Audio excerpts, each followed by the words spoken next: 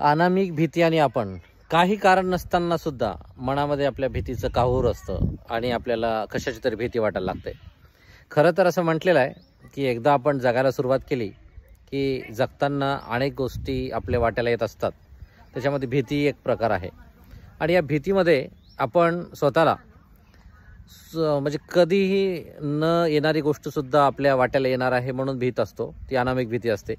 भीतीचे अनेक प्रकार आहेत, परंतु सर्व काही सुरळीत असताना, सर्व काही चांगलं असताना सुद्धा या अनामिक भीतीने आपल्याला त्रासून टाकलेलं असतं. कसं होईल, काय होईल, किंवा बऱ्याच गोष्टीच्या विचारामध्ये आपण गुंतलेले असतो आणि ही अनामिक भीती आपल्यासाठी खूप त्रासदायक ठरते. म्हणून असं म्हटलेलं आहे की मनामध्ये आपल्याला नेहमी आत्मविश्वास असावा, परंतु भीती नसावी.